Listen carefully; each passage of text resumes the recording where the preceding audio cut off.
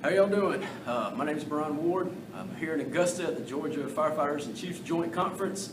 We're unveiling the Barn Boss Leadership book, and got my buddy here, Gary Thigpen. He's a shift supervisor in Columbia County and down here in Georgia. He was one of the first individuals to get a chance to read this book, so I asked him if he'd join me and talk about it for a few minutes and tell me what he thought. Hey, Gary? Yes, Appreciate thank it, you, man. Thank you. This is an honor. Oh, man. Hey, so tell us something about you. You're in Columbia, right? Columbia County Fire Department. Started there in 2006. Before that, I volunteered at a smaller department. Probably about 20 of us that were there. It got shut down and taken over by Columbia County. But the funny thing is in the fire service with me is that I never wanted to be a fireman. My dad, he's been doing it about 30 years now. Wow. My uncle has done 27, 28 years now. My great-great-grandfather was the chief of Jacksonville Beach Fire Department. Oh, wow. And so it was in the family, but it was never something I wanted to pursue. I wanted to build high-performance engines, build race cars, and do my thing. Long story short, about 3 weeks before I was going to school, the roommate called me up and said, "Hey, I can't go." And I said, "Well, how am I going to afford $1,000 a month just for rent? That's no food, nothing." Right. So Dad said, "Well, why don't you just try volunteer at fire department, just keep you busy till you figure out what you want to do." Well, 1 year to the date, Chief Doug Cooper called me up and he says, "Hey, do you want a job?" I said, I'm going to try it." And ever since that day, it's a life-changing experience. That's cool. I have went 100 miles an hour, all in, and went for it. And I don't regret it at all. Cool. It's been amazing. Kind of funny. That's kind of the way I never came up in the fire service with the mentors or parents or grandparents. But there was an ad in a local newspaper, volunteer. And I said, "Hey, why not? Let's call." So I called them up, and next meeting night, they actually drove the fire truck to my house, which I live way back out in the woods, picked me up, took me to the meeting. I was hooked since then, so that's cool. So, so you got a chance to read the book. What was kind of your overall impression? Well, when you called and asked if I would, be one of the first to review and read it, I was blown away, shocked. It's a great honor for somebody that's in your stature in the fire service and a great leader to be able to take the footsteps behind you and kind of follow along. Well, thanks. So the book I recommend it to everybody, everyone. By far, one of the top books that I have read so far, I will say. I really believe that. And there's key points in there. Once folks start reading it, they'll understand not only a senior guy, but all the way down to a guy that's coming in a couple weeks in. Right. That's really where I tried to hammer was. I think it applies to me whether you're 30 years on the job with 5 Bugles or if you're the guy with a couple of weeks on, you can make a difference. And there's more to it than just you've got 2 weeks in the fire department, but hey, you may have 30 years of life of experience that you can apply from your previous job or whatever. I remember running a call where I had it was one of the first industrial accidents as a seat rider, and we pulled up on scene. Well, I happened to have a rookie on riding tailboard and a 2-year relief driver driving me. So we was a young crew from the fire service, but the dude was a 45-year-old rookie. He was a licensed electrician, and I met my first industrial accident with live power. Well, who better to have? Exactly.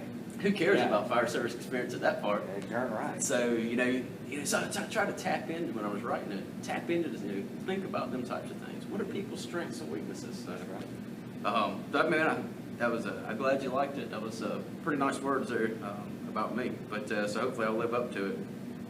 Is there any particular, just one piece that stuck out in your mind? There were a few things that kind of correlated together. My fire chief, the training chief, Brent Willis, he seems to ask me this all the time. What is your goal here? 90% of folks probably say to be the chief, to be a captain, whatever it may be. If I earn and achieve that, then I'll greatly accept it. But my biggest thing right now and through the career is to make a difference. And when I read that in there, to make a difference, it really touched home. I said, there's somebody else out there that's like it, and there's more than just a couple of us that are there. I had a great challenge for a while because I was put into a leadership position at a young age, very young age. my first assignment, I had a guy that he was in his late 40s, and he wasn't, you know, brand new in the fire service. Right. He'd been there a long time. Right. I mean, he's wondering why we're wearing air packs to anything, you know. And I'm over there riding the seat, he's driving. It's a challenge to, you know, to go to each shift and wonder, you know, how's this guy going to react? But you've got to take that role and go with it, Right. and expand and move forward. So making that difference, but also taking his perspective of it and finding the ones that have that knowledge and have that drive still in them, Right. but never, either maybe he didn't want to achieve it, or maybe he's just happy where he's at, who knows? Yeah. But making the difference and finding the core value of people that are still advocates, Right. that will still move on and go, are really key to it. You know, and it's funny if you think about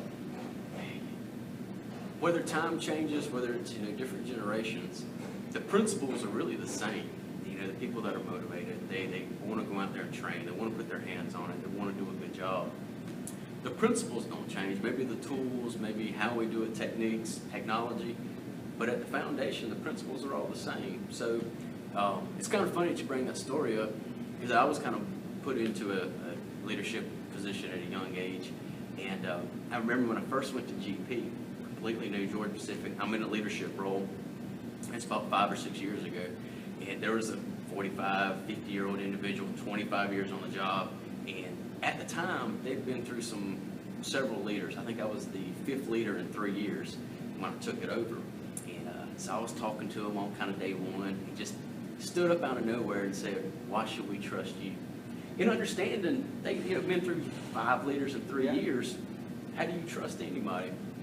But about 2 years later, I promoted him. That same individual that stood up in front of the entire crowd and said that, because he earned it.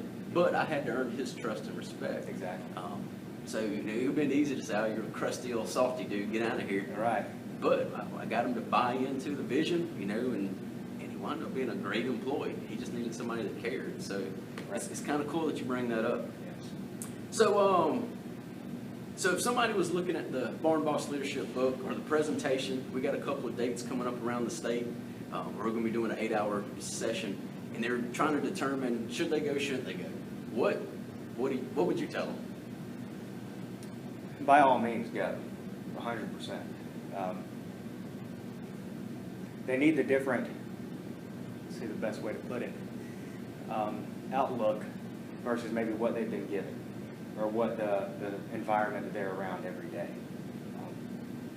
Everybody wants to move up somewhere in the ranking of the fire department. Right. But maybe they don't have the financial capabilities of going to school, or the resources, you know, adequately available to them.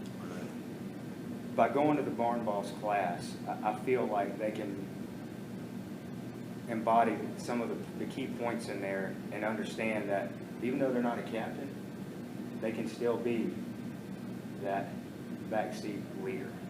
Because those leaders are looking at the guy in the back seat. Those leaders are looking at that electrician.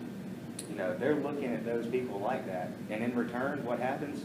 Like myself, you slowly mold into the leadership position. Right. And I feel like this program will help you mold and further your career from that step on. Cool. And I think that's those some good points. That was some of the things that I tried to plug into the book and the presentation we're going to have today. You know, long before you get bugles or stripes, you know, it's what's in your heart, it's what's in your values, That's right. what you want to do. Do you care? You know, and that's a lot of it. Is do you care? And do you have the heart to do it? Amen. When I was a drill instructor with Gwinnett County, I had the recruits. I didn't care. I did care, but if you were not in the top physical shape, okay. If you didn't know everything about the knowledge piece, okay. I can teach you knowledge, I can build your muscles, but I couldn't build your heart. Right. So if you didn't have the heart to get into it and dig through and dig deep, because I promise you, everybody's been through recruit school knows you're going to find a different level that you didn't know you had. Oh, yes. But if you had the heart, that's the ones that I wanted. Because I can give you knowledge, I can build your muscles, but can't change your heart. That's exactly right. So So I hope, people that read it or see the program, man, they just kind of see where I was coming from and understand it all comes from the heart and giving it all you got. So I believe 100% they will. good deal, good deal. So, so is there any favorite quote that sticks out in your mind from the book? Well, just when you making a difference, Making a really, difference. and know your job, do your job. Know your job, yeah. And it's simple, huh? It's very simple, you know. There again, the guy that's in the back seat, he knows his job really well, and he does his job, and he molds himself and carries on. So Absolutely.